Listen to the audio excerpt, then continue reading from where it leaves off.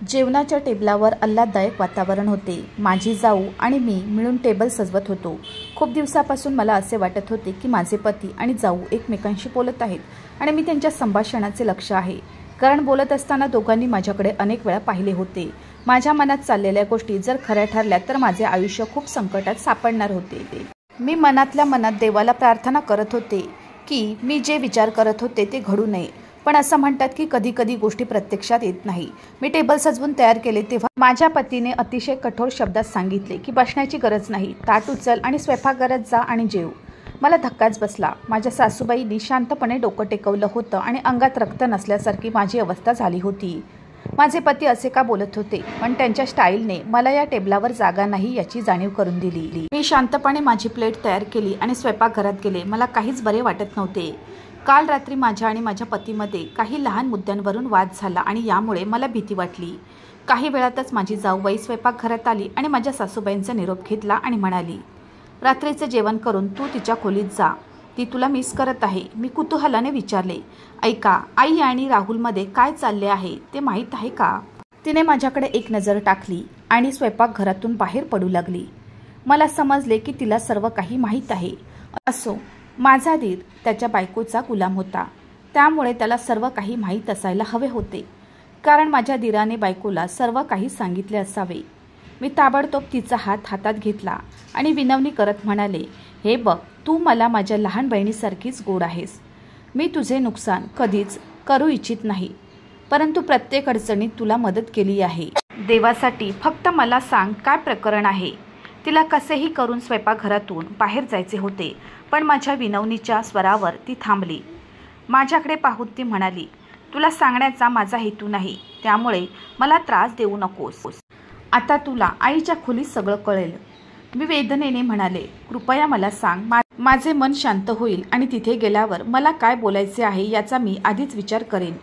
मी अजून काही बोलायच्या आधीच तिने माझा हात सोडला आणि माझ्या चेहऱ्याकडे बघत म्हणाली, माफ कर, मी माझ्या नवऱ्याचा विश्वासघात करू शकत नाही। काही वेळात तुला सर्व काही कळेल। माझे हृदय खूप धडधडत होते। मनातल्या मनात मी देवाला प्रार्थना करत होते की मी जे विचार करत होते ते खरे नसावे, कारण मला आता खात्री पटली होती की माझा नवरा चांगला माणूस नाही आणि लग्नाच्या काही महिन्यानंतर मला हे समजले होते। मी मोठ्या कष्टाने जेवण उरकले। काही वेळाने मी माझ्या खोलीत गेले तर तिथे एक प्रकारचा कोट लावण्यात आला होता। माझ्या पतीने माझ्याकडे रागाने बघितले आणि म्हणाले, हो, यायला इतका वेळ का लागला? तू तुझ्या आईशी बोलत होतीस का? त्याचा स्वर अपमानाने भरलेला होता। मी शांतपणे माझ्या सासूसमोर उभी राहिले आणि मग तिने जे सांगितले त्याने माझ्या पायाखालची जमीन सरकली। मला याची जाणीव होती, पण जेव्हा ते प्रत्यक्षात आले तेव्हा मी खूप अस्वस्थ झाले। मी असहाय्यपणे म्हणाले, आई, माझे लग्न झाले आहे। माझ्या लग्नावर माझ्या भावाने खूप पैसा खर्च केला आहे। माझ्या आईने आपले घर मोठ्या कष्टाने बांधले आहे। मी कधीही माझ्या आई आणि भावासमोर उभी राहून माझा हिस्सा मागणार नाही। जर त्याला योग्य वाटले तर तो मला देईल। तुम्ही लोक मला यासाठी जबरदस्ती करू नका, मी हे कधीच करणार नाही। तेव्हा अचानक माझे पती जागेवरून उभे राहिले आणि गर्जना करत म्हणाले, मी तुला सांगितले होते की तुला तिथे जावे लागेल, आणि त्यांच्या या वक्तव्याने मला आणखीनच भीती वाटली। राहुल अचानक जागेवरून उठला आणि गर्जना करताच त्याच्या वागण्याने मला घाबरवले। मग मी खंबीरपणे उभी राहिले। तो रागाने म्हणाला, मी तुला तिकडे जावे लागेल असे सांगितले होते। त्याचे बोलणे ऐकून मी थरथर कापले। मी त्याची विनवणी करून म्हणाले, मला तिकडे का पाठवायचे आहे? त्यांच्यासमोर मला वाईट का सिद्ध करायचे आहे? जेव्हा त्यांच्याकडे काही असेल तेव्हा तो मला स्वतः देईल, याचा तुमच्याशी काय संबंध? मी असे म्हणताच माझ्या पतीने माझ्या चेहऱ्यावर जोरात चापट मारली, त्यामुळे मी लगेच जमिनीवर पडली। मी नवऱ्याकडे आश्चर्याने पाहत होते। हा तोच माणूस होता ज्याने माझ्याशी प्रेमविवाह केला आणि आज मी नकार दिल्यावर त्याने माझ्या तोंडावर चापट मारली। माझे आश्चर्य रास्त होते। मी माझ्या गालावर हात ठेवून माझ्या नवऱ्याकडे पाहत होते। माझ्याकडे बघून तो रागाने म्हणाला, तुला काय वाटलं की मी तुझा मूर्खपणा इतक्या सहजतेने ऐकेन? कान उघडून ऐकून घे, जा आणि तुझ्या भावाकडून तुझा वाटा मागून घे। त्याने तुझा वाटा दिला नसेल तर या घराच्या उंबरट्यावर पाऊल ठेवण्याची गरज नाही। मी तुला या घरात येऊ देणार नाही, उलट तुला घरातून हाकलून देईन। मला व्यवसाय करायचा आहे, त्यासाठी मला पैशाची नितांत गरज आहे आणि तू ते माझ्याकडे आणशील। तू तुझ्या आईच्या घरून तुझा वाटा मागितलास तरच तू माझ्याबरोबर माझ्या घरात राहू शकशील। तू हे करू शकत नशील तर इथे येण्याची गरज नाही। एकेकाळी माझ्यावर अतोनात प्रेम करणारा आणि मला परत मिळवण्यासाठी देवाकडे रात्रंदिवस प्रार्थना करणारा माझा नवरा आता मला अशा प्रकारे तुडवत होता. आज मला समजले की मला चंद्र मिळाला तरी काही पैशासाठी त्याने मला नाकारले होते असे वाटत नाही. माझ्या गुदमरलेल्या रडण्याचा आवाज खोलीत घुमू लागला आणि तो माझ्यापासून तोंड फिरवून बसला. तो आता सहन न झाल्याने मी ढसाढसा रडायला लागले. आज मला माझ्या स्थितीबद्दल खूप वाईट वाटले. माझी आई आणि भावाने मला या व्यक्तीशी लग्न करण्यास मनाई केली होती. सर्वांनी सांगितले की हा माणूस स्वभावाने लोभी आहे आणि त्याचे घरही खूप जुने आहे. पण या माणसाच्या प्रेमात वेडी झालेली मीच मूर्ख होते आणि आज जेव्हा त्याचे वास्तव समोर आले तेव्हा मी कुठे अडकले याचे मलाच वाईट वाटत होते. काही वेळ माझे अश्रू वाहत राहिले आणि मग अचानक त्याने माझ्या केसावरची पकड घट्ट केली. तो रागाने म्हणाला की मी तुला एवढी मारहाण केली की तू रडत आहेस. कोणी मेला का जे खूप रडत आहे? त्याचे शब्द माझे मन फाडत होते. रागाच्या भरात मी त्यांना माझ्यापासून दूर ढकलले आणि माझ्या खोलीत जाऊन दरवाजा बंद केला. तिथे बसून मी तासनतास रडत राहिले. मला माझ्या स्थितीबद्दल खूप पश्चाताप झाला. मी जवळपास 1 तास खोलीत बंद होते. पण जेव्हा मी बाहेर आले तेव्हा तो बाहेर नव्हता. कदाचित तो त्याच्या आईसोबत बसला होता. माझी सासू चांगली नव्हती. हसता खेळताना त्याने माझे घर उद्ध्वस्त केले होते. सुरुवातीला माझ्या पतीने मला त्याच्या डोळ्याचा तारा म्हणून ठेवले आणि माझ्या अस्तित्वाचा अभिमान वाटला. जेव्हा जेव्हा माझी सासू माझ्याबद्दल वाईट बोलायची तेव्हा माझा नवरा माझ्यासाठी तिच्याशी भांडायचा. पण जसजसा वेळ निघून गेला तसतसे माझ्या सासूबाईंनी माझ्या विरोधात इतके विष आपल्या मनात भरले होते की आता ते माझ्यासाठी नेहमी माझ्यावर रागवायचे. माझे आणि माझ्या जावेचे एकत्र लग्न झाले होते. माझ्या दीराचा स्वभाव वेगळा होता. घरातील सर्वजण त्याला घाबरत होते आणि सुरुवातीला माझी सासूही त्याचे कान भरायचा प्रयत्न करत होती. पण माझ्या दीराने आईचे ऐकले नाही आणि आज नवरा बायको दोघेही आनंदाने आपले जीवन व्यतीत करत आहेत. आमच्या लग्नाला 1 वर्ष झाले होते. पण आजपर्यंत आम्हाला देवाकडून मूल मिळाले नव्हते. माझ्या सासूचा मला सतत त्रास होत होता. याचे हे एक कारण होते. ती माझ्या प्रत्येक गोष्टीवर निर्बंध घालत होती. कधी ती मला बाबांकडे तर कधी डॉक्टरांकडे घेऊन जायची. मी माझी संपूर्ण वैद्यकीय तपासणी करून घेतली होती आणि माझ्या पतीची अवस्थाही तशीच होती. त्यालाही मूल व्हायचं होतं. त्यामुळे त्याच्या पुरुषत्वाची पर्वा न करता त्याने त्याच्या सर्व वैद्यकीय तपासण्या करून घेतल्या. पण आम्ही दोघंही एकदम ठीक होतो. फक्त देवाची इच्छा होती त्यामुळे मला उशीर होत होता. पण माझी सासू ही गोष्ट मानायला तयार नव्हती. आता माझ्या पतीला त्याच्या नोकरीत काही समस्या येत होत्या आणि ते एवढेच म्हणायचे की तुझ्या भावाकडे जाऊन वडिलांच्या घरी वाटा माग. पण माझ्या भावासमोर उभं राहून माझा वाटा मागण्याची हिंमत माझ्यात नव्हती. माझ्या भावाने मला मोठ्या थाटामाटात लग्न करून दिलं होतं. आता मी काय करू मला काहीच समजत नव्हते. घरी गेले असते तर भावाला तोंड द्यावे लागले असते आणि इथेच राहिले असते तर नवऱ्याचे बोलणे ऐकून मी इथेच चिरडले असते. शेवटी परिणाम माझ्या भावाच्या घरी जाण्यात झाला. कारण मी तिथे गेले नाही तर माझा नवरा मला सोडून जाऊ शकतो. मी हिंमत जमवली आणि आदल्या रात्री माझी बॅग तयार केली. माझ्या नवऱ्याची वृत्ती माझ्यासाठी अनोळखी झाली होती. त्याची प्रत्येक हालचाल माझ्या हृदयाला आग लावण्यासाठी पुरेशी होती. मी त्याच्याकडे एक नजर टाकली आणि शांतपणे त्याच्या पायाजवळ बसले. माझे हात पाय प्रचंड थरथरत होते. पण मी स्वतः त्याचे पाय धरले आणि म्हणाले, देवा माझ्याशी असा गुन्हा करू नकोस. मला माझ्या भावासमोर उभे करू नकोस. त्याने लहानपणापासून माझ्यासाठी खूप काही केले आहे आणि आज मी त्याच्यासमोर उभी राहून माझ्या घरात वाटा मागितला तर तो माझ्याबद्दल का विचार करेल? माझ्या भावाकडे त्याचे घर विकून भाड्याच्या घरात राहण्यासाठी पुरेसे साधन नाही. देवाच्या फायद्यासाठी माझ्यावर दया करा. माझा नवरा पूर्णपणे क्रूर झाला होता. तो माझ्याकडे बघत म्हणाला, तुला इतका त्रास होत असेल तर माझ्यापासून घटस्फोट घे. मी दुसऱ्या लग्नासाठी पूर्णपणे तयार आहे. असो तू मला मूल होण्यापासून रोखले आहेस. निदान मला तरी सोडशील. माझे डोळे भरून येऊ लागले. माझे हृदय वेगाने धडधडू लागले. आज काहीतरी वाईट घडणार आहे असे वाटत होते. माझ्या भावासमोर मी उभी आहे हे माझ्या सद्विवेक बुद्धीला सहन होत नव्हते. पण मी माझ्या नवऱ्यासमोर लाचार आहे. माझे पती अचानक जागेवरून उभे राहिले आणि माझ्याकडे पाहून म्हणाले, चल मी तुला तुझ्या आईकडे सोडतो. मला सकाळी फोनवर सर्व माहिती दे. जर मला बरोबर वाटले आणि तुझे उत्तर होय असेल तर मी येऊन तुला घेईन. नाहीतर तू तिथेच कायमची राहू शकतेस. असे म्हणत त्याने माझे सामान उचलले आणि बाहेर निघून गेला. मी माझ्या खोलीत एक नजर टाकली. इथे मी माझ्या वैवाहिक आयुष्यातील अनेक सुंदर क्षण घालवले होते आणि आज कदाचित मी ही खोली कायमची सोडून जात आहे की नाही मला कल्पना नव्हती. पण आज या भिंती खूप उदास दिसत होत्या. माझे मनही खूप दुःखी होते. मजबुरीने मी माझ्या पलंगाला हात लावला आणि जागेवरून उभी राहिले. खोलीच्या दारात जाऊन मी पुन्हा खोलीभोवती एक नजर टाकली आणि खिन्न मनाने खोलीतून बाहेर पडले. काही क्षण मला पूर्णपणे एकटं वाटत होतं, पण मला आशा होती की कदाचित माझा भाऊ मला माझा हक्क देईल. आणि मग गुपचूप मी बाईकवर बसले आणि माझ्या पतीसोबत आईच्या घरी पोहोचलो. त्याने मला बाहेर सोडले. मी त्याला आत यायला सांगितले, पण त्याने माझ्याकडे बघायचीही तसदी घेतली नाही. त्याची स्वतःची अनोळखी नजर मला असह्य झाली होती, पण मी स्वतःवर नियंत्रण ठेवले आणि माझे अश्रू पुसले आणि घराच्या आत गेले. माझी आई बाहेर वरांड्यात बसली होती. मला पाहता तिचे डोळे चमकले. 4 महिन्यांनी मी माझ्या माहेरच्या घरी. माझ्या पतीला माझ्या आईवडिलांच्या घरी वारंवार येणे आवडत नव्हते. आमच्या लग्नाच्या सुरुवातीच्या दिवसात माझ्या माहेरच्या घरी 1-2 वेळा गेल्यावर आमच्या ठिकाणी सुनेने पुन्हा पुन्हा त्यांच्या माहेरच्या घरी जाणे चांगले नाही असे सांगून त्याने मला अडवले होते. म्हणूनच मी पण माझ्या आईवडिलांच्या घरी जाण्याची इच्छा त्यांच्या समोर सोडून दिली होती. आणि दुसरे कारण म्हणजे माझी वहिनी. आई लगेच कॉटवरून उठली आणि माझे स्वागत करू लागली. तिला मिठी मारताच मी रडायला लागले आणि हिचकी देऊ लागली. मला इतकं रडताना पाहून आई लगेच मला मिठीत घेऊ लागली आणि रडण्याचं कारण विचारू लागली. मी एवढं का रडते? पण माझ्याकडे उत्तर नव्हते. मी फक्त रडत होते. आईने ते वाचले. अवघडून मला पकडून व्हरांड्यातल्या कॉटवर बसवले. तुझ्या वहिनीला फोन कर आणि पाणी घे. तू खूप अस्वस्थ आहेस. तिने मला नेहमी हसताना किंवा भांडताना पाहिले. माझ्या डोळ्यातील अश्रू तिने कधी पाहिले नव्हते, त्यामुळे तिच्या चेहऱ्यावर माझ्याबद्दलची काळजी स्पष्ट दिसत होती. मी लगेच तिच्या खोलीत गेली आणि माझ्या भावाला बाहेर बोलावलं. मला रडून खूप कंटाळा आला होता. तिने मला प्यायला पाणी दिले आणि थोडा वेळ तिच्या मांडीवर झोपवले. माझा भाऊ आल्यावर त्याने लगेच माझ्या डोक्यावर हात ठेवला आणि रडण्याचे कारण विचारले. त्याला पाहताच मी पुन्हा जोरात रडायला लागले आणि मी त्याला छातीशी घट्ट मिठी मारली. मला मिठी मारून तो आपले बंधुत्वाचे कर्तव्य पार पडत होता.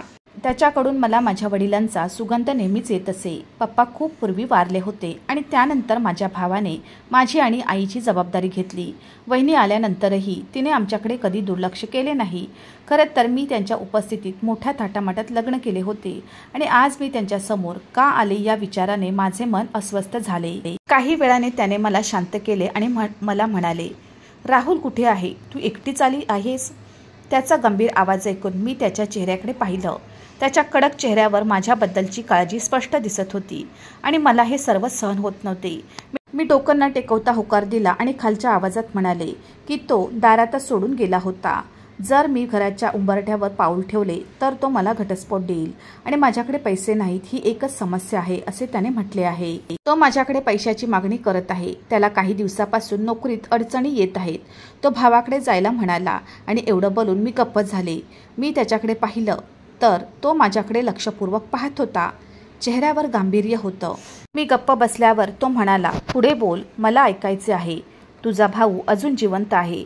तुला अशी काळजी करण्याची गरज नाही. त्याने माझ्या डोक्यावर हात ठेवून मला सांत्वन दिले. यानंतर हिचकीने रडत मी त्याला माझ्यासोबत घडलेला सर्व प्रकार सांगू लागले. मी त्याला सांगितले की त्या घरात मला रोजचा कसा त्रास होत होता. माझ्या सासूबाई माझ्याशी कसे वागतात. माझी जाऊ मला वांज म्हणत टोमणा मारते आणि आता माझ्या नवऱ्याने मला घरातून हाकलून दिले आहे की जर मी माझ्या भावाकडे पैसे मागितले नाही, माझ्या हक्कासाठी उभे राहिले नाही आणि माझे घर विकायला सांगितले नाही तर मी घटस्फोट देईन. जेव्हा माझ्या भावाने हे सर्व ऐकले तेव्हा तो पूर्णपणे स्तब्ध झाला. त्याच्या चेहऱ्यावर काळजी स्पष्ट दिसत होती. तो माझ्याकडे बघत म्हणाला, हे घर माझ्याकडे शेवटचे ठिकाण आहे. मला 2 मुले आहेत. तुझी वहिनी माझ्यासोबत आहे. माझी आई आहे. मी हे घर विकले तर मी काय करणार? या महागाईत मला दुसरे घरही घेता येत नाही. त्याच्या स्वरात फक्त काळजी होती, ज्याने माझे हृदय तुटले. मी गप्प बसले आणि काही वेळाने त्याने जे काही बोलले त्यानं माझा पूर्ण विवेक हादरला. मी जमिनीत बुडाल्यासारखे वाटले आणि घराचे छप्पर माझ्यावर पडत आहे. मी सत्यापासून दूर पळत होते आणि ते वास्तव माझ्यासमोर येऊन उभे राहिले होते. हे विचार करून माझे डोळे ओले झाले. पण मी माझ्या भावाला काय सांगू? त्याने मला स्पष्टपणे सांगितले होते आणि माझ्याकडून अपेक्षा करणाऱ्या माझ्या नवऱ्याला हे वास्तव कळले असते तर त्याने त्या क्षणी मला घटस्फोट दिला असता. कदाचित तो माझ्या प्रेमात पडला असेल, कारण माझ्याकडे एवढं मोठं घर होतं जे मी विकून त्याला भरपूर पैसे देऊ शकले असते. पण आज जेव्हा माझ्या भावाने मला ते सत्य सांगितले, ज्यापासून मी स्वतःला लपवत होते, तेव्हा माझे मन दुखले. माझे हात उत्स्फूर्तपणे त्याच्या समोर जोडले गेले. ते पाहून त्याने लगेच माझा हात पकडला. खरं तर मी माझ्या आई वडिलांची खरी मुलगी नव्हते. भाऊ झाल्यानंतर त्यांना दुसरे मूल झाले नाही. पप्पांचे मित्र म्हणजे माझे खरे वडील कार अपघातात वारले होते. माझ्या आईचे मला जन्म देतानाच निधन झाले होते आणि जेव्हा मी माझ्या वडिलांच्या मृत्यूनंतर अनाथ झाले तेव्हा माझ्या वडिलांच्या मित्रांनीच मला दत्तक घेतले आणि त्यांच्या घरी आणले. माझ्या चेहऱ्यावर भावाला बहीण मिळाली होती आणि मला पाहून आईची इच्छा पूर्ण झाली होती. या लोकांनी मला कधीच दत्तक घेतल्याची जाणीव होऊ दिली नाही. मला नेहमी खऱ्या मुलीप्रमाणे मान सन्मान दिला आणि आज जेव्हा मी माझ्या कुटुंबाचा प्रश्न उपस्थित केला तेव्हा भावाने स्पष्टपणे सांगितले की पूजा, तू आमची खरी बहीण नाहीस. तू निराधार होतीस आणि त्या दिवशी वडील तुला घरी घेऊन आले आणि तेव्हापासून तू आमच्या घरी राहू लागलीस. पण देव जाणो, आम्ही तुला कधीच अनोळखी समजले नाही. आम्ही तुला नेहमी या घराचा एक भाग मानत होतो. पण पूजा, तू आमची सख्खी बहीण नाहीस, हेही वास्तव आहे आणि त्यामुळे या घरावर तुझा हक्क नाही. या वास्तवापासून दूर राहणे मी आजपर्यंत माझ्या पतीला वस्तुस्थिती सांगितली नव्हती. या 2 वाटांवर मी कधी येऊन उभी राहीन याची कल्पनाही नव्हती. मला वाटायचे की राहुल माझ्यावर खूप प्रेम करतो म्हणून माझे आयुष्य खूप आनंदी होईल. मला माझे खरे वडील हयात असतानाचे माझे बालपण थोडेसे आठवते. तो कोणी श्रीमंत नसून माझ्यासाठी आणि स्वतःसाठी कष्ट करून उदरनिर्वाह करत होता. आमचे स्वतःचे घरही नव्हते, ते भाड्याचे घर होते. पण जेव्हा माझ्या वडिलांचा रस्ता अपघातात मृत्यू झाला तेव्हा मला माझ्या वडिलांच्या मित्राने आधार दिला, जो माझ्यासाठी खऱ्या वडिलांपेक्षा जास्त होता. पण आज मी ज्या परिस्थितीतून जात होते त्यामुळे या गजबजलेल्या जगात मला एकटं वाटत होतं. माझा हात धरून माझा भाऊ म्हणाला, मी तुझ्यासाठी काही पैशाची व्यवस्था करण्याचा प्रयत्न करेन, पण मी हे घर विकू शकत नाही. हे माझ्या वडिलांचे शेवटचे स्मृतिचिन्ह आहे आणि माझे संपूर्ण विश्व पूजा आहे. यासाठी मी तुझी माफी मागतो, असे म्हणत तो त्याच्या खोलीत गेला. मी आईसोबत वरांड्यात बसून राहिले. माझ्या वहिनीनेही माझ्याकडे एक नजर टाकली आणि पतीसोबत निघून गेली. त्या दरम्यान मी एक शब्दही बोलली नाही. मला पण आश्चर्य वाटले, कारण ती खूप भांडण करणारी बाई होती. प्रत्येक छोट्या गोष्टीवर ती माझ्याशी भांडायची, पण आज इतक्या मोठ्या मुद्द्यावर तिने एक शब्दही काढला नाही आणि हेच माझ्या आश्चर्याचे कारण होते. मी आईच्या मांडीवर डोकं ठेवलं आणि पुन्हा रडू लागले. तुझा भाऊ नक्कीच काहीतरी व्यवस्था करील असे ती मला समजवण्याचा प्रयत्न करत होती. तुझे घर खराब होणार नाही. पण आज मला माझ्या घराची पर्वा नव्हती. या व्यक्तीने मला खूप प्रेम दिले नाही, ज्यासाठी मी माझ्या कुटुंबासोबत लढले. भावाकडून हक्क घेऊन तू घरी आली नाहीस तर मी तुला घटस्फोट देईन, असे त्या व्यक्तीने मला सांगितले. या सर्व गोष्टी मी माझ्या खऱ्या भावाला सांगितल्यावर त्याने माझा विश्वासघात केला नाही. त्याने मला घराबाहेर जाण्यास सांगितले नाही, पण माझ्या डोक्यावर हात ठेवला आणि मला खात्री दिली की तो माझ्यासाठी काहीतरी व्यवस्था करेल. आणि हे सर्व विचार करून माझ्या डोळ्यातून अश्रू वाहू लागले. ती रात्र आईसोबत वरांड्यात घालवली. मला समजत नव्हते काय करावे. दुसऱ्या दिवशीची सकाळ माझ्यासाठी खूप प्रकाश देणारी ठरली. सकाळी उठल्याबरोबर घरात हलवा पुरीचा वास दरवळत होता. भावाने माझ्यासाठी बाहेरून नाश्ता आणला होता. माझ्या वहिनीच्याही चेहऱ्यावर एक शांत हास्य होते, जे पाहून मला आश्चर्य वाटले. तिने मला स्वतःच्या हाताने नाश्ता दिला आणि पहिल्यांदाच या महिलेने मला सांत्वन दिले की मला काळजी करण्याची गरज नाही. नाश्ता झाल्यावर माझ्या भावाने मला त्याच्या खोलीत बोलावले. मी माझ्या भावाच्या खोलीत जातात त्याने मला बसायला सांगितले आणि त्याच्या कपाटातून काही सोन्याचे दागिने काढले आणि माझ्या समोर ठेवले. ते दागिने पाहून मला आश्चर्य वाटले. तो माझ्याकडे बघून म्हणाला, काल रात्री मी रूमवर परतल्यावर तुझी वहिनी मला म्हणाली की आम्ही तुला मदत केली नाही तर तुझी नासधूस होईल. आम्ही तुला लग्नापूर्वी सांगितले होते की त्या व्यक्तीला फक्त तुझ्या घरासाठी आणि पैशासाठी तुझ्याशी लग्न करायचे आहे, पण त्यावेळी तू आमचे ऐकले नाही. बरं, मला ते सर्व पुन्हा सांगायचे नाही. मी तुला एवढेच सांगेन की तू तुझे घर उद्ध्वस्त होऊ देऊ नकोस आणि हे दागिने काढून तुझ्या पतीसमोर ठेव. त्याला सांग की तुझ्या भावाने हे दागिने घराच्या बदल्यात दिले आहेत. माझ्या डोळ्यात अश्रू आले. मी माझ्या भावाकडे बघून म्हणाले, पण हा माझ्या वहिनीचा हक्क आहे. तिला हे तिच्या आईच्या घरून मिळाले आणि बाकीचे तुम्ही तिला दिलेले आहेत. मी त्यांचा हक्क हिरावून घेतला तर ते चुकीचे ठरेल. मग अचानक माझी वहिनी माझ्या खांद्यावर हात ठेवत म्हणाली, अर्थात पूजा, मी तुझ्याशी खूप भांडते. छोट्या छोट्या गोष्टीवर मी तुझ्याशी भांडते. तू आल्यावर मी चेहरा करते, पण माझ्यावर विश्वास ठेव. तू मला खूप प्रिय आहेस, कारण मी माझ्या नवऱ्यावर खूप प्रेम करते. पण एक बहीण म्हणून तुझा भाऊ रात्रभर तुझ्या दुःखात अश्रू ढाळत राहिला. आणि क्षणभरही झोपला नाही। सकाळी त्याने हे घर विकायचे ठरवले होते, कारण तो आपल्या बहिणीच्या डोळ्यातील अश्रू पाहू शकत नाही। पण मी त्याला समजावले की जर आपण हे घर विकले तर तुझे माहेरचे घरही उद्ध्वस्त होईल आणि आपल्या मुलांचे भविष्यही धोक्यात येईल। आपण घरोघरी फिरत राहू, म्हणून मी माझे सर्व दागिने तुझ्यासमोर ठेवले आहेत। आता तू ते विकून तुझ्या पतीचा व्यवसाय सुरू करू शकतेस। मी एकदम माझ्या जागेवरून उठले आणि माझ्या वहिनीला मिठी मारली। तिला मिठी मारून मला मोठी बहीण मिळाल्याचा आनंद मिळाला। मी तिचे आभार मानले आणि भावाला मिठी मारली। पण मी ते सर्व दागिने माझ्या भावाला आणि वहिनीला परत केले, कारण मी ठरवले होते की मी अशा व्यक्तीसोबत कधीही राहू शकत नाही, ज्याला माझ्यासोबत नाही तर फक्त माझ्या पैशांची काळजी आहे। माझ्या भावाने मला परावृत्त करण्याचा प्रयत्न केला, तरीही मी स्वतः घटस्फोटाची केस दाखल केली। पण मी स्पष्टपणे सांगितले की मी अशा व्यक्तीसोबत राहू शकत नाही। माझ्या या निर्णयावर सर्वजण शांत झाले आणि मी राहुलपासून घटस्फोट घेतला। त्याच्या संपूर्ण घरात शांतता पसरली होती। यावर कोणाचाही विश्वास बसत नाही।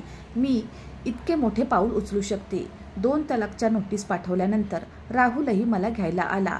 त्याने माझी माफीही मागितली आणि पुन्हा कधीही घराचा प्रश्न उपस्थित करणार नाही असे वचन दिले। पण मी त्याचे ऐकले नाही आणि त्याला परत पाठवले। घटस्फोट होऊन फक्त 2 महिने झाले होते आणि माझ्यासाठी पुन्हा नातेसंबंध येऊ लागले। माझं लग्न झालं असलं तरी लग्न होऊन काही काळच झाला होता आणि मी खूप सुंदर होते। राहुल सारख्या व्यक्तीच्या तावडीत मी अडकले। हे दुःख कदाचित माझ्या नशिबात लिहिलं असेल। मला लग्न करायचं नव्हतं, पण मला आयुष्यभर माझ्या भावावर ओझं बनायचं नव्हतं। म्हणूनच मी लग्नापूर्वी माझ्या सर्व अटी घातल्या होत्या की मी कोणत्याही व्यक्तीशी लग्न करेन, तो मला माझ्या वाट्याबद्दल विचारणार नाही। माझ्या भावानेही माझ्यासाठी असाच एक मुलगा शोधून काढला आणि नंतर माझे त्याच्याशी लग्न केले। त्याची पहिली पत्नी वारली होती आणि तो राहुलपेक्षा लाखो अंश चांगला होता। त्याने मला त्यांची पत्नी होण्याचा मान दिला आणि माझ्या घरात आदर दिला। आता मी माझ्या पतीसोबत शांततापूर्ण जीवन जगत आहे। शेवटी मी सांगू इच्छिते की तुमचा स्वाभिमान चिरडून तुम्ही कधीही तुमचा आनंद मिळवू शकत नाही। जिथे तुमचा आदर नाही अशा ठिकाणी राहण्यात अर्थ नाही। जी व्यक्ती तुमचा आदर करू शकत नाही तो आयुष्यभर तुमच्यासोबत राहून काय करेल? अशा व्यक्तीला सोडणे चांगले। जर मी हिंमत जमवली नसती आणि राहुलला सोडण्याचा हा कठोर निर्णय घेतला नसता तर त्याने मला आयुष्यभर त्याच्या चरणी प्रकाशमान ठेवलं असतं। मला जे प्रेम आणि आदर मिळायला हवा होता ते मला कधीच मिळू शकले नसते आणि आज मला खूप हायसे वाटते की मी अशा तिरस्करणीय व्यक्तीला सोडले आहे। मित्रांनो, मला आशा आहे की तुम्हाला आमची कथा आवडली असेल। कथा आवडली असेल तर व्हिडिओला लाईक करा। चॅनलवर नवीन असाल तर चॅनलला सबस्क्राईब करा आणि हो, नोटिफिकेशन बटन दाबा, जेणेकरून तुम्हाला पुढील अपडेट सर्वात आधी मिळतील। तुमचा मौल्यवान वेळ कथा ऐकण्यासाठी दिल्याबद्दल धन्यवाद। पुन्हा भेटू अशाच एका नवीन कथेसोबत।